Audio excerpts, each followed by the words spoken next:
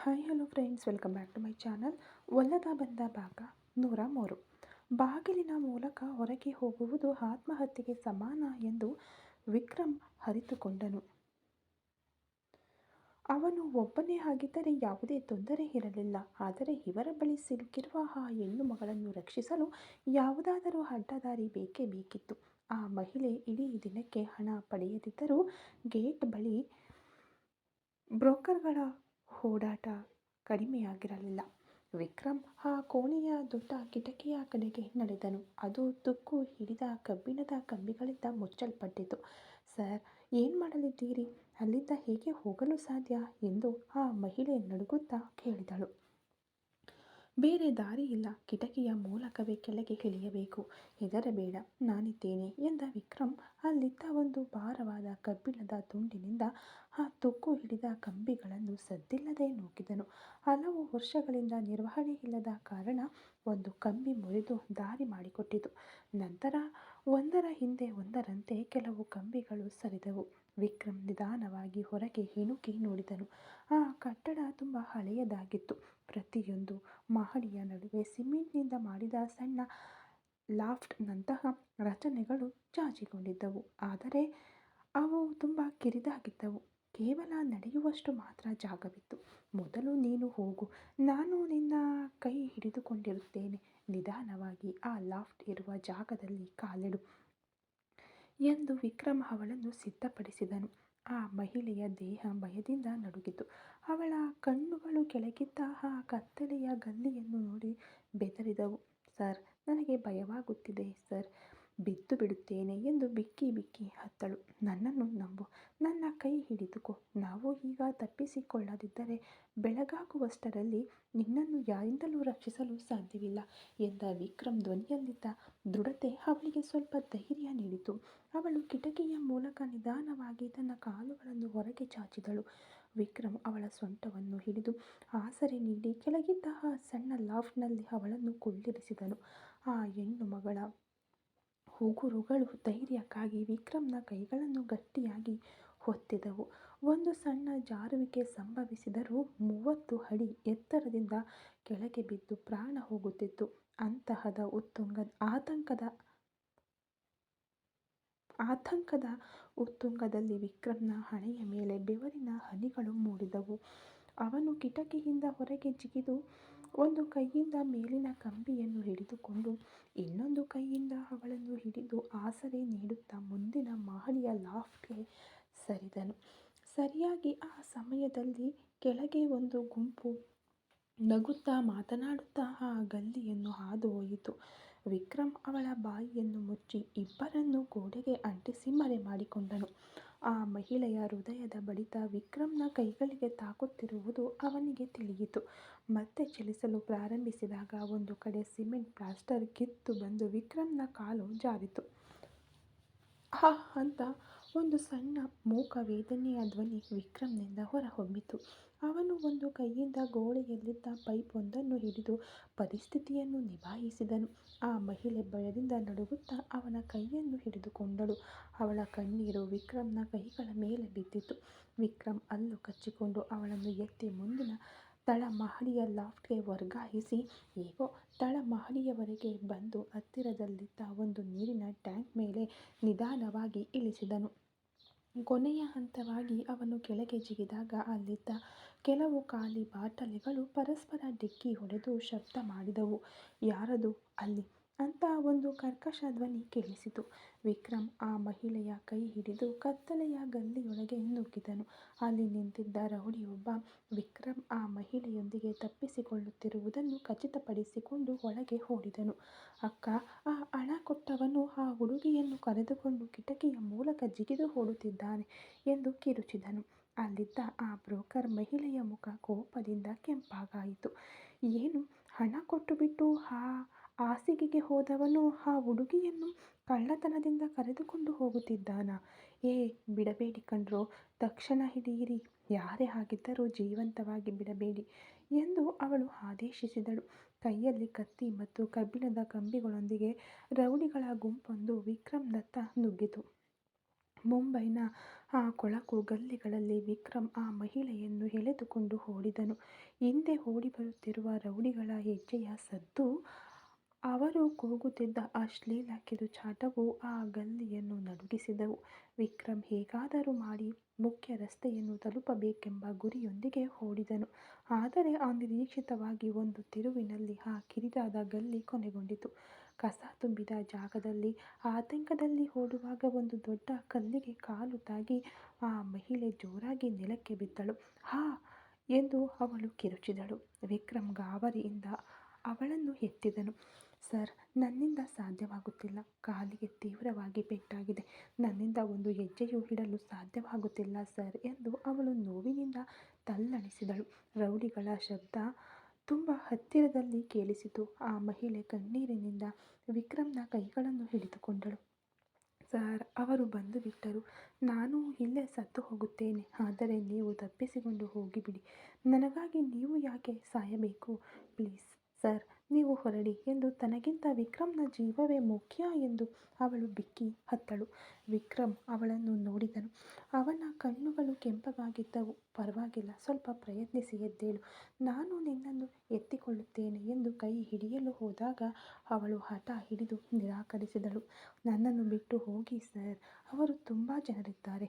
ನನ್ನನ್ನು ಹಿಡಿದರೆ ನಿಮ್ಮನ್ನು ಬಿಡುವುದಿಲ್ಲ. ಪ್ಲೀಸ್ ನೀವು ಹೊರಟು ಹೋಗಿ ಸರ್ ಅಂದಳು. ಆಗ ತಿರುವಿನಿಂದ ಸುಮಾರು 10-15 ಜನರ ಗುಂಪು ಕತ್ತಿಗಳೊಂದಿಗೆ ಪ್ರತ್ಯಕ್ಷವಾಯಿತು. ವಿಕ್ರಮ್ನನ್ನು ಸುತ್ತುವರೆದ ಅವರು, ಎಲ್ಲಿಗೆ ಓಡ್ತಾ ಇದ್ದೀಯಾ ಸೂಳೆ ಮಗನೇ? ಅಕ್ಕನ ಬಳಿಗೆ ಆಟ ಆಡ್ತೀಯಾ ಎಂದು ಒಬ್ಬನು ಕತ್ತಿ ತೋರಿಸಿ ಬೆದರಿಸಿದನು. ವಿಕ್ರಮ್ ನಿಧಾನವಾಗಿ ಆ ಮಹಿಳೆಯ ಕೈಯನ್ನು ಹಿಡಿದನು. ಅವನ ಮುಖ ಈಗ ಒಂದು ಆವೇಶಭರಿತ ಸಿಂಹದ ಮುಖದಂತೆ ಬದಲಾಗಿತ್ತು. ನಿನ್ನನ್ನು ಬಿಟ್ಟು ಹೋದರೆ ನಾನು ಗಂಡಸೇ ಅಲ್ಲಮ್ಮ, ಇಲ್ಲೇ ಇರು ಎಂದು ಶಾಂತವಾಗಿ ಹೇಳಿದವನು ಚಕ್ಕನೆ ಎದ್ದು ನಿಂತನು. ಮುಖಾಮುಖಿಯಾಗಿ ಬಂದ ರೌಡಿಯೊಬ್ಬ ಕತ್ತಿಯಿಂದ ವಿಕ್ರಮ್ನ ಹೆಗಲಿಗೆ ಇರಿಯಲು ಬರಲು ವಿಕ್ರಮ್ ಮಿಂಚಿನ ವೇಗದಲ್ಲಿ ಪಕ್ಕಕ್ಕೆ ಸರಿದು ಅವನ ಮಣಿಕಟ್ಟನ್ನು ಹಿಡಿದು ಹಾಗೆಯೇ ಹಿಂದಕ್ಕೆ ಮುರಿದನು. ಕಟಕ್ ಎಂಬ ಶಬ್ದದೊಂದಿಗೆ ಕತ್ತಿ ಕೆಳಗೆ ಬಿದ್ದಿತು. ಮುಂದಿನ ಕ್ಷಣವೇ ವಿಕ್ರಮ್ನ ಮೊಣಕಾಲು ಆ ರೌಡಿಯ ಹೊಟ್ಟೆಗೆ ಬಲವಾಗಿ ತಗುಲಿತು. ಅವನು ರಕ್ತವಾಂತಿ ಮಾಡಿಕೊಂಡು ಕೆಳಗೆ ಬಿದ್ದನು. ಉಳಿದವರು ಇದನ್ನು ನೋಡಿ ಆಕ್ರೋಶದಿಂದ ವಿಕ್ರಮ್ನ ಮೇಲೆ ಒಟ್ಟಾಗಿ ಮುಗಿಬಿದ್ದರು.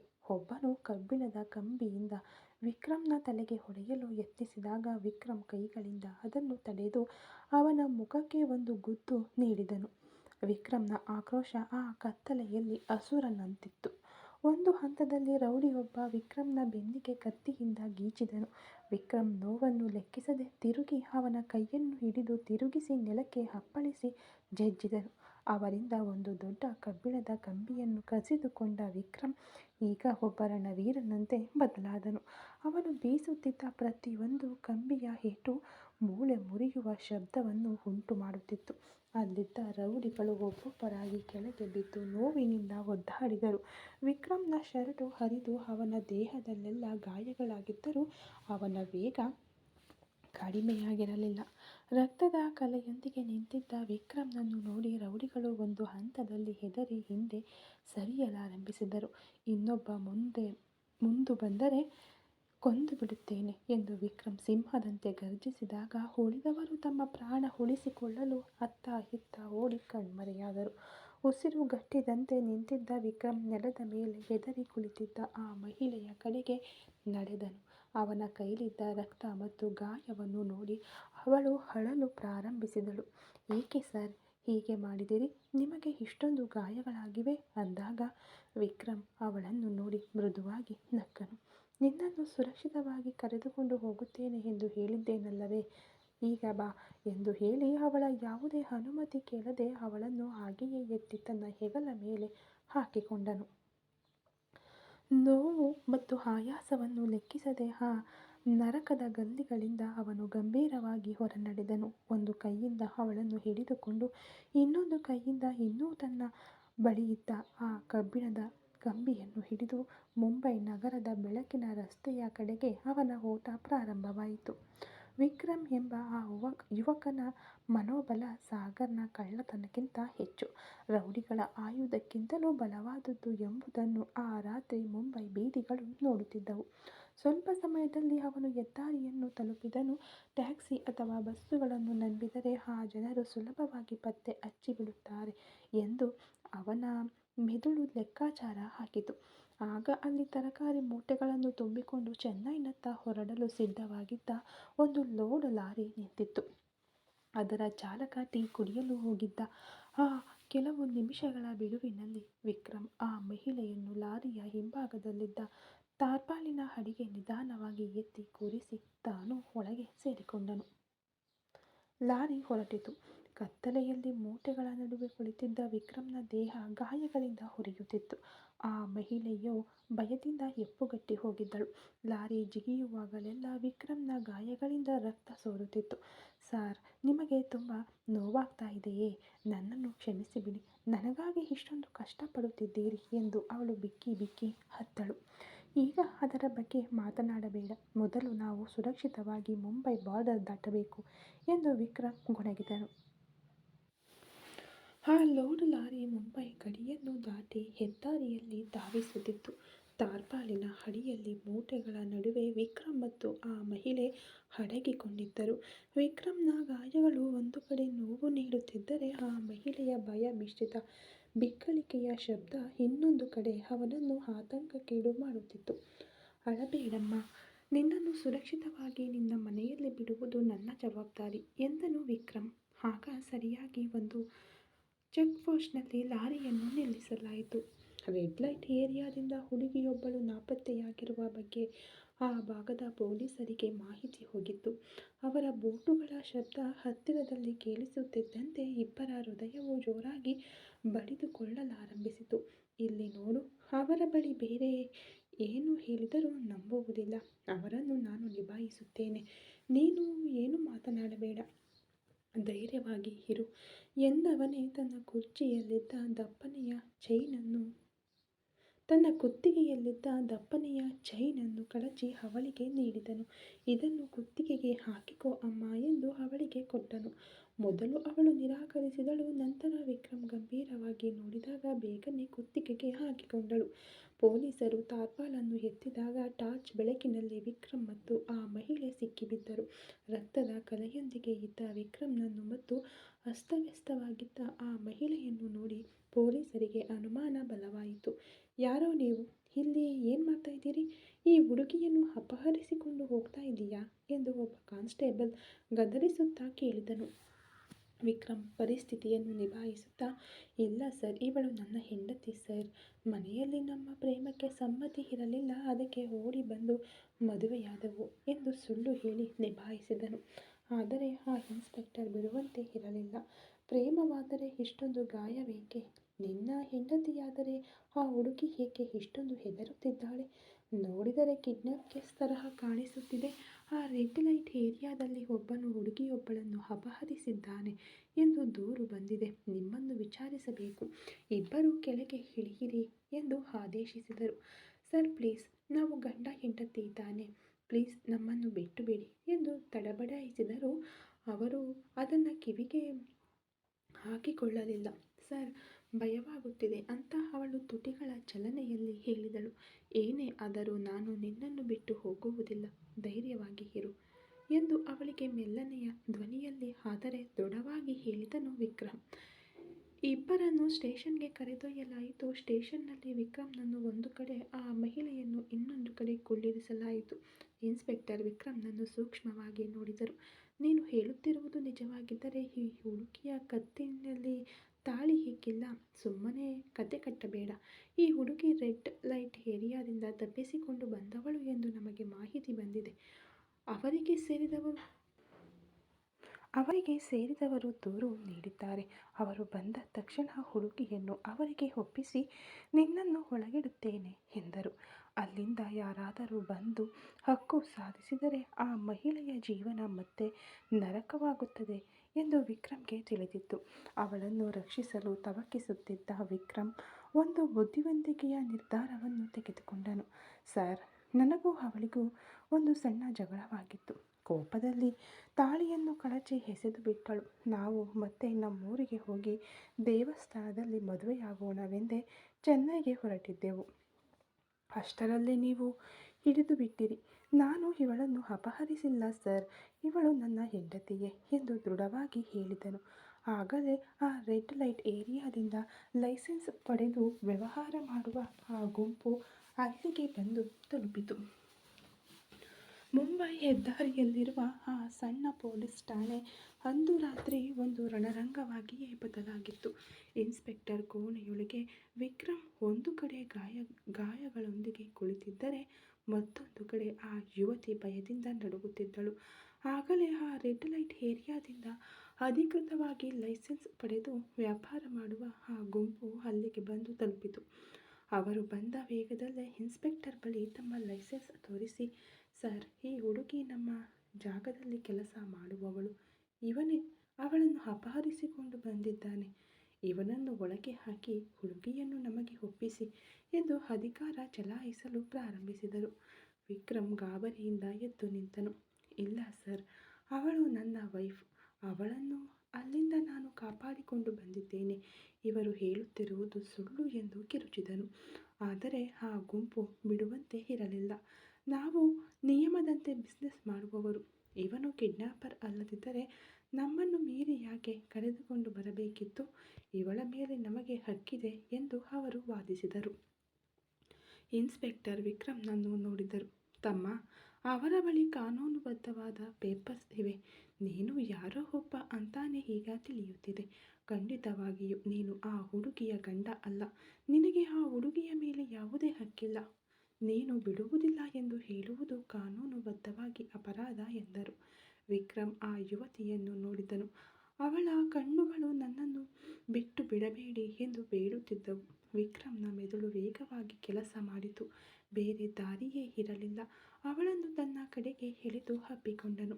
ಅವಳಿಗೆ ಕಾಲನ್ನು ಸರಿಯಾಗಿ ನೆಲದ ಮೇಲೆ ಇಡಲು ಸಾಧ್ಯವಾಗದಷ್ಟು ನೋವಿತ್ತು. ಇವಳು ನನ್ನ ವೈಫ್ ಸರ್, ನಾನು ಬಿಡುವುದಿಲ್ಲ ಎಂದು ಮತ್ತೆ ಆವೇಶದಿಂದ ಹೇಳಿದನು. ಅಲ್ಲಿದ್ದ ಗುಂಪು ಏಕಕಾಲದಲ್ಲಿ ನಕ್ಕಿತು. ನಿನ್ನ ವೈಫ್ ಆದರೆ ಏನು ಗುರುತಿದೆ? ತಾಳಿ ಎಲ್ಲಿದೆ? ಮ್ಯಾರೇಜ್ ಸರ್ಟಿಫಿಕೇಟ್ ಎಲ್ಲಿದೆ? ಸುಮ್ಮನೆ ಕತೆ ಕಟ್ಟಬೇಡ. ನೀನು ನಮ್ಮ ಅಕ್ಕನಿಗೆ ಹಣ ಕೊಟ್ಟು ಆ ರೂಮಿಗೆ ಹೋಗಿದ್ದೆ. ಅದಕ್ಕೆ ಎವಿಡೆನ್ಸ್ ನಮ್ಮ ಬಳಿ ಇದೆ ಎಂದು ವಿಡಿಯೋ ರೆಕಾರ್ಡಿಂಗ್ ಒಂದನ್ನು ತೋರಿಸಿದರು. ಇನ್ಮುಂದೆ ಸುಳ್ಳು ಹೇಳಿ ಪ್ರಯೋಜನವಿಲ್ಲ ಎಂಬುದು ವಿಕ್ರಮನಿಗೆ ಸ್ಪಷ್ಟವಾಗಿ ಅರ್ಥವಾಯಿತು. ವಿಕ್ರಮ್ ಇನ್ಸ್ಪೆಕ್ಟರ್ ಕಡೆ ತಿರುಗಿ, ಸರ್, ಇವರಿಂದ ಅವಳನ್ನು ರಕ್ಷಿಸಲು ಎಷ್ಟು ಹಣ ಬೇಕು ಎಂದು ಹೇಳಿ, ನಾನು ಸೆಟಲ್ ಮಾಡುತ್ತೇನೆ. ಆದರೆ ಅವಳನ್ನು ಇವರ ಜೊತೆ ಕಳುಹಿಸುವುದಿಲ್ಲ ಎಂದನು ದೃಢವಾಗಿ. ಆ ಗುಂಪಿನ ನಾಯಕ ಮುಂದೆ ಬಂದು, ಸರಿ, ನಿನಗೆ ಅಷ್ಟೊಂದು ಕಾಳಜಿ ಇದ್ದರೆ ಈಗಲೇ ಇಲ್ಲಿಯೇ ಇವಳನ್ನು ಮ್ಯಾರೇಜ್ ಮಾಡಿಕೊ. ಆ ಪೇಪರನ್ನು ನಮಗೆ ತೋರಿಸು. ಆಮೇಲೆ ನಮ್ಮ ನಷ್ಟ ಪರಿಹಾರದ ಹಣವನ್ನು ಸೆಟಲ್ ಮಾಡು. ಅದಾದ ನಂತರ ಕರೆದುಕೊಂಡು ಹೋಗು. ಯಾವುದೇ ಹಕ್ಕಿಲ್ಲದ ಒಬ್ಬನ ಜೊತೆ ಈ ಹುಡುಗಿಯನ್ನು ಕಳುಹಿಸಲು ಸಾಧ್ಯವಿಲ್ಲ. ನೀನು ಅವಳನ್ನು ಕರೆದುಕೊಂಡು ಹೋಗಿ ಬೇರೆ ಜಾಗದಲ್ಲಿ ಈ ದಂಧೆ ಮಾಡಿಸಿದರೆ ನಾವು ಏನು ಮಾಡುವುದು ಎಂದು ಅವರ ಭಾಷೆಯಲ್ಲಿ ಸ್ಪಷ್ಟವಾಗಿ ಹೇಳಿ ಮುಗಿಸಿದನು. ಪೊಲೀಸ್ ಠಾಣೆಯ ಆ ಮಂದ ಬೆಳಕಿನಲ್ಲಿ ಒಂದು ಕಡೆ ಬೆದರಿಸುವ ಆ ಗುಂಪು, ಮತ್ತೊಂದು ಕಡೆ ವಾಸ್ತವವನ್ನು ಒತ್ತಿ ಹೇಳುವ ಇನ್ಸ್ಪೆಕ್ಟರ್. ವಿಕ್ರಮನಿಗೆ ಬೇರೆ ದಾರಿಯೇ ಇರಲಿಲ್ಲ. ವಿಕ್ರಮ್ ಒಂದು ನಿಮಿಷ ಸ್ತಬ್ಧನಾಗಿ ನಿಂತನು. ಮಾಯಾಗಾಗಿ ತಡೆದುಕೊಳ್ಳುತ್ತಿದ್ದ ಅವನ ಹೃದಯ ಈಗ ಒಂದು ಧರ್ಮ ಸಂಕಟದಲ್ಲಿ ಸಿಲುಕಿತು. ಅವಳು ಯಾರು? ಅವಳ ಹೆಸರೇನು? ಊರು ಯಾವುದು? ಯಾವುದೂ ತಿಳಿಯದು. ಆದರೆ ತನ್ನ ಮಾನವನ್ನು ಕಾಪಾಡಿಕೊಳ್ಳಲು ಹೋರಾಡುತ್ತಿರುವ ಜೀವ ಅವಳು ಎಂದು ಮಾತ್ರ ಅವನಿಗೆ ಅರ್ಥವಾಯಿತು. ಆ ಯುವತಿಯ ಜೀವನವನ್ನು ನಿರ್ಧರಿಸುವ ಕೊನೆಯ ಸೆಕೆಂಡ್ ಇದು. ಸರಿ, ನಾನು ಮದುವೆ ಮಾಡಿಕೊಳ್ಳುತ್ತೇನೆ ಎಂದು ವಿಕ್ರಮ್ ಹೇಳಲು ಅವಳ ಹೃದಯ ಜೋರಾಗಿ ಬಡಿದುಕೊಂಡಿತು. ಕಣ್ಣುಗಳನ್ನು ಹರಳಿಸಿ ಅವನನ್ನು ನಿಮಿಷದಂತೆ ನೋಡಿದಳು. ಅವನ ಮುಖದಲ್ಲಿ ಯಾವುದೇ ಭಾವನೆಗಳಿರಲಿಲ್ಲ. ಬಿಗಿಯಾಗಿತ್ತು. ಆದರೆ ಅವನ ಹಿಡಿತದಲ್ಲಿದ್ದ ಅವಳ ಕೈಯನ್ನು ವಿಕ್ರಮ್ ಇನ್ನೂ ಬಿಗಿಯಾಗಿ ಹಿಡಿದುಕೊಂಡನು. ಸ್ಟೇಷನ್ನಲ್ಲೇ ಗಡಿಬಿಡಿಯಾಗಿ ವ್ಯವಸ್ಥೆಗಳು ನಡೆದವು. ವಿಕ್ಕಿ ಮತ್ತು ಅವಳಿಗೆ ಪದ್ಧತಿಯಲ್ಲಿ ಮದುವೆ ವ್ಯವಸ್ಥೆ ನಡೆಯಿತು. ಮುಂಜಾನೆಯ ಸಮಯ. ಅಲ್ಲಿದ್ದ ಒಬ್ಬ ಪೇದೆಯ ಮೂಲಕ ಹತ್ತಿರದಲ್ಲಿದ್ದ ದೇವಸ್ಥಾನದ ಅಂಗಡಿಯಿಂದ ಒಂದು ಹಳದಿ ದಾರ ಮತ್ತು 2 ರೋಸ್ ಹಾರಗಳನ್ನು ತರಿಸಲಾಯಿತು. ತಮ್ಮ ಪದ್ಧತಿಯಂತೆ ಹಾರ ಬದಲಾಯಿಸಿ ತಾಳಿ ಕಟ್ಟಿ ಸಹಿ ಹಾಕಿದರೆ ಮಾತ್ರ ನಾವು ನಿಮ್ಮ ಮದುವೆ ಪ್ರಮಾಣ ಪತ್ರವನ್ನು ನೀಡಲು ಸಾಧ್ಯ ಎಂದು ಇನ್ಸ್ಪೆಕ್ಟರ್ ಖಡಾಖಂಡಿತವಾಗಿ ಹೇಳಿದರು. ವಿಕ್ರಮ್ ಆ ಹಳದಿ ದಾರವನ್ನು ತನ್ನ ಕೈಯಲ್ಲಿ ಹಿಡಿದುಕೊಂಡನು. ಅವನ ಬೆರಳುಗಳು ನಡುಗಿದವು. ಅವನ ಹೃದಯ ಈಗ ಮಾಯಾಳನ್ನು ನೆನೆದು ಕಣ್ಣೀರಿಟ್ಟಿತು. ಮಾಯಾ, ನಿನ್ನ ಕತ್ತಿಗೆ ಏರಬೇಕಾಗಿದ್ದ ತಾಳಿ ಇದು. ಆದರೆ ಇಂದು ಒಬ್ಬ ಅಪರಿಚಿತ ಹುಡುಗಿಯ ಜೀವ ಮತ್ತು ಮಾನವನ್ನು ಕಾಪಾಡಲು ನನ್ನ ಪ್ರೀತಿಯ ಕುರುಹನ್ನೇ ನಾನು ಬಲಿ ಕೊಡುತ್ತಿದ್ದೇನೆ ಎಂದು ಅವನು ಮನಸ್ಸಿನಲ್ಲೇ ರಕ್ತದ ಕಣ್ಣೀರು ಸುರಿಸಿದನು. ಮತ್ತೊಂದು ಕಡೆ ಆ ಯುವತಿ ತನ್ನ ಮುಂದೆ ಒಬ್ಬ ದೇವರಂತೆ ಬಂದು ನಿಂತಿರುವ ವಿಕ್ರಮ್ನನ್ನು ನೋಡಿದಳು. ಅವಳ ಮುಖದಲ್ಲಿದ್ದ ಉದ್ರಿಕ್ತತೆ ಮತ್ತು ಕಣ್ಣುಗಳಲ್ಲಿದ್ದ ಭಯ ವಿಕ್ರಮ್ನ ಆರ್ದ್ರ ನೋಟವನ್ನು ನೋಡಿದ ತಕ್ಷಣ ಸ್ವಲ್ಪ ಶಮನವಾಯಿತು. ಅವಳಿಗೆ ಇದು ಅಪಮಾನವಲ್ಲ, ಒಂದು ಹೊಸ ಜನ್ಮ. ಆಹಾರಗಳನ್ನು ಬದಲಾಯಿಸಿಕೊಂಡ ಇಬ್ಬರ ಕಣ್ಣುಗಳಿಂದಲೂ ಕಣ್ಣೀರು ಹರಿಯಿತು. ಅಲ್ಲಿದ್ದ ಒಂದು ಸಣ್ಣ ಗಣೇಶನ ಫೋಟೋದ ಮುಂದೆ ವಿಕ್ರಮ್ ಆ ಹಳದಿ ದಾರವನ್ನು ಅವಳ ಕತ್ತಿಗೆ ಕಟ್ಟಿ 3 ಗಂಟುಗಳನ್ನು ಹಾಕಿದನು. ಅವನಿಗೆ ತನ್ನ ಅಣ್ಣನ ನೆನಪು ಕಾಡಿತು. ವಿಕ್ರಮ್ನ ಮದುವೆ ಅಥರ್ವನ ದೊಡ್ಡ ಆಸೆಯಾಗಿತ್ತು. ಅವನ ಮದುವೆಯನ್ನು ಹೇಗೆಲ್ಲ ನಡೆಸಬೇಕು ಎಂದು ಅಥರ್ವ ಕನಸು ಕಂಡಿದ್ದನು. ಆದರೆ ಇಂದು ಒಂದು ಕಡೆ ಕ್ರೂರ ಮೃಗಗಳು, ಮತ್ತೊಂದು ಕಡೆ ತಮ್ಮ ಜೀವನವನ್ನು ಕಾಪಾಡಿದ ಪೊಲೀಸರು ಇರಲು ಇಂತಹ ಪರಿಸ್ಥಿತಿಯಲ್ಲಿ ಮದುವೆ ವಿಕ್ರಮನಿಗೆ ಅದು ಒಂದು ಭಾರವಾದ ಸರಪಳಿ, ಅವಳಿಗೋ ಅದು ಒಂದು ಸುರಕ್ಷಾ ಕವಚ. ಇಬ್ಬರು ಸಹಿ ಹಾಕಿದರು. ಆಗಲೇ ಒಬ್ಬರ ಹೆಸರು ಒಬ್ಬರಿಗೆ ತಿಳಿಯಿತು. ಕಾವ್ಯ ಎಂದು. ಅವಳು ಸಹಿ ಹಾಕಲು ವಿಕ್ರಮ್ ಕೂಡ ಸಹಿ ಮಾಡಿ ಮುಗಿಸಿದನು. ನಿಯಮದಂತೆ ಮದುವೆ ಪ್ರಮಾಣ ಪತ್ರದಲ್ಲಿ ಸಹಿ ಹಾಕಿ ಸರಕಾರಿ ಮುದ್ರೆ ಒತ್ತಿ ಅವನ ಕೈಗೆ ಬಂದಿತು. ಆ ಗುಂಪಿಗೆ ಕೊಡಬೇಕಾಗಿದ್ದ ಹಣವನ್ನು ವಿಕ್ರಮ್ ಸೆಟಲ್ ಮಾಡಿದನು. ಆ ಗುಂಪು ಹಣವನ್ನು ಪಡೆದುಕೊಂಡು ಹೊರ ಹೋಗಲು ವಿಕ್ರಮ್ ಕಾವ್ಯಾಳನ್ನು ಕರೆದುಕೊಂಡು ಮುಂಬೈನ ಅತ್ಯಂತ ಪ್ರಸಿದ್ಧವಾದ ಆ 5 ಸ್ಟಾರ್ ಹೋಟೆಲ್ನ ಮುಂಭಾಗ ಬಂದು ನಿಂತನು. ಅವನ ಶರ್ಟ್ ಹರಿದು ದೇಹದಾದ್ಯಂತ ರಕ್ತದ ಕಲೆಗಳು ಮತ್ತು ಕೊಳೆ ತುಂಬಿದ್ದವು. ಅವಳನ್ನು ವಿಕ್ರಮ್ ಆಸರೆಯಾಗಿ ಹಿಡಿದುಕೊಳ್ಳಲು ಅವನ ಹೆಗಲ ಮೇಲೆ ವಾಲಿ ನಿಂತಿದ್ದ ಕಾವ್ಯ ಚೆದುರಿದ ಕೂದಲಿನೊಂದಿಗೆ ಹರಿದ ಬಟ್ಟೆಗಳೊಂದಿಗೆ ಒಬ್ಬ ಭಿಕ್ಷುಕಿಯಂತೆ ಕಾಣಿಸುತ್ತಿದ್ದಳು. ವಿಕ್ರಮ್ ಆ ಹೋಟೆಲ್ನ ಮೇನ್ ಗೇಟ್ ತಳ್ಳಿಕೊಂಡು ಒಳಗಡೆ ಹೋಗಲು ಯತ್ನಿಸಿದಾಗ ಅಲ್ಲಿದ್ದ ಸೆಕ್ಯೂರಿಟಿ ಸಿಬ್ಬಂದಿ ಇಬ್ಬರೂ ಅವನನ್ನು ತಡೆದರು. ಏಯ್, ಎಲ್ಲಿಗೆ ಹೋಗ್ತಾ ಇದ್ದೀಯಾ? ಇದು ನೀನು ಬರುವ ಜಾಗವಲ್ಲ, ಹೊರಗೆ ಹೋಗು ಎಂದು ಒಬ್ಬನು ಕಿರುಚಿದನು. ವಿಕ್ರಮ್ ಸುಸ್ತಾದ ಧ್ವನಿಯಲ್ಲಿ, ನನಗೆ ಒಂದು ರೂಮ್ ಬೇಕು, ಎಮರ್ಜೆನ್ಸಿ ಎಂದನು. ರೂಮ್ ಬೇಕಾ? ನಿನ್ನನ್ನು ನೋಡಿದರೆ ಹಾಗೆ ಅನ್ನಿಸುತ್ತಿಲ್ಲವಲ್ಲ. ಏನಾದರೂ ಭಿಕ್ಷೆ ಬೇಡಲು ಬಂದೆಯಾ? ಮರ್ಯಾದೆಯಾಗಿ ಹೊರಟು ಹೋಗು, ಇಲ್ಲದಿದ್ದರೆ ಪೊಲೀಸರನ್ನು ಕರೆಯುತ್ತೇನೆ ಎಂದು ಇನ್ನೊಬ್ಬ ಸಿಬ್ಬಂದಿ ಅವನನ್ನು ಹಿಡಿದು ಹೊರಗೆ ತಳ್ಳಲು ಯತ್ನಿಸಿದನು. ವಿಕ್ರಮನ ಕಣ್ಣುಗಳು ಕೋಪದಿಂದ ಕೆಂಪಾದವು. ತನ್ನ ಗೌರವ ಆ ಜಾಗದಲ್ಲಿ ಧೂಳಿಪಟವಾಗುತ್ತಿರುವುದನ್ನು ಅವನಿಗೆ ತಡೆದುಕೊಳ್ಳಲು ಸಾಧ್ಯವಾಗಲಿಲ್ಲ. ಆದರೂ ತನ್ನ ಹೆಗಲ ಮೇಲಿರುವ ಆ ಯುವತಿಯ ಪರಿಸ್ಥಿತಿಗಾಗಿ ಅವನು ಶಾಂತನಾಗಿದ್ದನು. ಸಿಸಿಟಿವಿ ಕ್ಯಾಮರಾದಲ್ಲಿ ಇದನ್ನು ನೋಡಿದ ಹೋಟೆಲ್ನ ಮ್ಯಾನೇಜರ್ ಅಲ್ಲಿಗೆ ಓಡಿ ಬಂದರು. ಏನಿದು ಇಲ್ಲಿ ಗಲಾಟೆ? ಗೇಟ್ ಹತ್ತಿರ ಯಾಕೆ ಇಷ್ಟೊಂದು ಜನ ಎಂದು ಕೇಳುತ್ತಾ ಬಂದವರು ರಕ್ತದ ಕಲೆಗಳೊಂದಿಗೆ ನಿಂತಿದ್ದ ವಿಕ್ರಮ್ನನ್ನು ನೋಡಿ ಒಂದು ಕ್ಷಣ ಮುಖ ಸುಳಿಸಿಕೊಂಡರು. ಆದರೆ ವಿಕ್ರಮ್ ತಲೆ ಎತ್ತಿ ಅವರನ್ನು ನೋಡಿದ ಆ ಕ್ಷಣ ಮ್ಯಾನೇಜರ್ ಮುಖ ಬಿಳಿಚಿಕೊಂಡಿತು. ವಿಕ್ರಮ್ನ ಘನತೆ ಅವನ ಕೊಳೆ ಮುಖದ ಬಟ್ಟೆಯನ್ನು ಮೀರಿ ಎದ್ದು ಕಾಣುತ್ತಿತ್ತು. ತಕ್ಷಣವೇ ಮ್ಯಾನೇಜರ್ ಮೆದುಳು ಕೆಲಸ ಮಾಡಿತು. ಅಥರ್ವನ ತಮ್ಮ ವಿಕ್ರಮ್ ಕಳೆದ ಬಾರಿ ಮುಂಬೈಗೆ ಬಂದಾಗ ಇದೇ ಹೋಟೆಲ್ನ VIP ಸೂಟ್ನಲ್ಲಿ ತಂಗಿದ್ದವರು ಇವರೇ. ಅಯ್ಯೋ ವಿಕ್ರಮ್ ಸರ್, ನೀವಾ ಎಂದು ಮ್ಯಾನೇಜರ್ ಗಾಬರಿಯಿಂದ ಕೈಗಳನ್ನು ಕಟ್ಟಿಕೊಂಡು ಓಡಿ ಬಂದರು. ಅವರನ್ನು ನೋಡಿದ ಸೆಕ್ಯೂರಿಟಿ ಸಿಬ್ಬಂದಿ ದಿಗ್ಭ್ರಮೆಗೊಂಡು ನಿಂತರು. ಮ್ಯಾನೇಜರ್ ಅವರನ್ನು ಕೋಪದಿಂದ ನೋಡಿ, ಬುದ್ಧಿ ಇದೆಯಾ ನಿಮಗೆ? ಇವರು ಯಾರೋ ಗೊತ್ತಾ? ವರ್ಮನ್ ಗ್ರೂಪ್ಸ್ನ ವಾರಸುದಾರರು. ಕ್ಷಮೆ ಕೇಳಿಲೆ ಎಂದು ಕೂಗಿದರು. ಅವಳಿಗೆ ಈಗಲೇ ತನ್ನ ಗಂಡನ ನಿಜವಾದ ಗುರುತು ತಿಳಿದು ದೇಹ ನಡುಗಿತು. ವರ್ಮನ್ ಗ್ರೂಪ್ಸ್ ಬಗ್ಗೆ ಅವಳಿಗೂ ಸ್ವಲ್ಪ ತಿಳಿದಿತ್ತು. ಹೋಟೆಲ್ ಸಿಬ್ಬಂದಿ ನಡುಗುತ್ತಾ ವಿಕ್ರಮ್ನ ಬಳಿ ಕ್ಷಮೆ ಕೇಳಲು ವಿಕ್ರಮ್ ಅದನ್ನು ಅಷ್ಟಾಗಿ ಗಣನೆಗೆ ತೆಗೆದುಕೊಳ್ಳಲಿಲ್ಲ. ಮ್ಯಾನೇಜರ್, ತನಗೆ ಈಗಲೇ ಒಂದು ರೂಮ್ ಬೇಕು, ಆಮೇಲೆ ನನಗೆ ಬೇಕಾದ ಬಟ್ಟೆಗಳು, ಮೆಡಿಕಲ್ ಕಿಟ್ ಎಲ್ಲ ತಕ್ಷಣ ರೂಮಿಗೆ ಬರಬೇಕು. ಮುಖ್ಯವಾಗಿ ಹೊರಗಡೆ ಯಾರಿಗೂ ಇದು ತಿಳಿಯಬಾರದು ಎಂದು ಅಧಿಕಾರಯುತವಾಗಿ ಹೇಳಿದನು. ಖಂಡಿತವಾಗಿಯೂ ಸರ್, ಪ್ಲೀಸ್ ನೀವು ಬನ್ನಿ ಎಂದು ಮ್ಯಾನೇಜರ್ ಅತ್ಯಂತ ಗೌರವದಿಂದ ಅವರನ್ನು ಲಿಫ್ಟ್ವರೆಗೆ ಕರೆದುಕೊಂಡು ಹೋದರು. ಅರ್ಧ ಗಂಟೆಯ ಮುಂಚೆ ರಸ್ತೆಯಲ್ಲಿ ರೌಡಿಗಳಿಂದ ಏಟು ತಿಂದು ಪೊಲೀಸ್ ಸ್ಟೇಷನ್ನಲ್ಲಿ ಬೇಡಿಕೊಂಡಿದ್ದ ವಿಕ್ರಮ್ ಈಗ ತನ್ನ ಹಳೆಯ ಆಡಳಿತ ಶೈಲಿಗೆ ಮರಳಿದನು. ಆದರೆ ಆ ಅಧಿಕಾರ ಮತ್ತು ಸೌಂದರ್ಯ ಅವನ ಹೃದಯದಲ್ಲಿರುವ ಭಾರವನ್ನು ಕಡಿಮೆ ಮಾಡಲಿಲ್ಲ. ಮ್ಯಾನೇಜರ್ ಬಾಗಿಲು ತೆರೆದು ಹೋದ ನಂತರ ಆ ಭವ್ಯವಾದ ಕೋಣೆಯಲ್ಲಿ ವಿಕ್ರಮ್ ಆ ಯುವತಿಯನ್ನು ಮೆಲ್ಲನೆ ಕೂರಿಸಿದನು. ನಿಜ ಜೀವನದಲ್ಲಿ ಒಬ್ಬ ರಾಜನಾಗಿದ್ದರೂ ಆ ಕ್ಷಣದಲ್ಲಿ ವಿಕ್ರಮ್ ಒಬ್ಬ ಸೋತ ಪ್ರೇಮಿಯಾಗಿಯೇ ತನ್ನನ್ನು ಭಾವಿಸಿಕೊಂಡನು. ಆ ಐಷಾರಾಮಿ ಹೋಟೆಲ್ ಕೋಣೆಯ ನಿಶ್ಶಬ್ದ ಅವನ ಮನಸ್ಸಿನ ಹೋರಾಟವನ್ನು ಇನ್ನೂ ಹೆಚ್ಚಿಸಿತು. ವಿಕ್ರಮ್ ಒಂದು ದೀರ್ಘ ನಿಟ್ಟುಸಿರು ಬಿಟ್ಟನು. ಇಲ್ಲೇ ಇರು, ನಾನು ಈಗ ಬರುತ್ತೇನೆ ಎಂದು ಹೇಳಿ ಹೊರಗೆ ಬಂದನು. ನಾನು ಯಾರನ್ನ ಮದುವೆಯಾಗಿ ವರ್ಮನ್ ಗ್ರೂಪ್ಸ್ನ 2ನೇ ವಾರಸುದಾರನ್ನ. ಅಯ್ಯೋ ದೇವರೇ, ನನ್ನನ್ನು ಯಾಕೆ ಹೀಗೆ ಪರೀಕ್ಷಿಸುತ್ತಿದ್ದೀಯಾ? ನನ್ನಂಥವರು ಸಾಮಾನ್ಯವಾಗಿ ಅವರ ಹತ್ತಿರ ಹೋಗಲು ಸಾಧ್ಯವಿಲ್ಲ. ಆದರೆ ವಿಧಿ ನನ್ನನ್ನು ಅವರ ಹೆಂಡತಿಯನ್ನಾಗಿ ಮಾಡಿದೆ. ಇದರ ಮೇಲೆ ಏನು ನಡೆಯುತ್ತದೆ ಎಂದು ನನಗೆ ಯೋಚಿಸಲು ಸಾಧ್ಯವಾಗುತ್ತಿಲ್ಲ. ಖಂಡಿತ ಅವರು ನನ್ನ ಜೊತೆ ಬದುಕುವುದಿಲ್ಲ. ಚೆನ್ನೈಗೆ ಹೋದ ತಕ್ಷಣ ನನ್ನನ್ನು ಖಂಡಿತ ಅವರ ಮನೆಗೆ ಕರೆದುಕೊಂಡು ಹೋಗುವುದಿಲ್ಲ. ನನ್ನ ಲೈಫ್ ಎಷ್ಟೇ ಎಂದು ಅವಳ ಮನಸ್ಸು ನೋವಿನಿಂದ ತಡಕಾಡಿತು. ಆ ಸಮಯದಲ್ಲಿ ಮತ್ತೆ ಒಂದು ಬ್ಯಾಗ್ನೊಂದಿಗೆ ಕೋಣೆಯೊಳಗೆ ಬಂದನು ವಿಕ್ರಮ್. ಅವನ ದೇಹದಾದ್ಯಂತ ರಕ್ತದ ಕಲೆಗಳು, ಜಗಳದ ಗಾಯಗಳು ಉರಿಯುತ್ತಿದ್ದವು. ವಿಕ್ರಮ್ ಮೊದಲು ಸ್ನಾನ ಮಾಡಿ ಹೊಸ ಬಟ್ಟೆಯನ್ನು ಧರಿಸಿ ಹೊರಗೆ ಬಂದನು. ಅವನ ಮುಖ ಈಗ ಇನ್ನೂ ಬಿಳುಚಿಕೊಂಡಂತೆ ಇತ್ತು.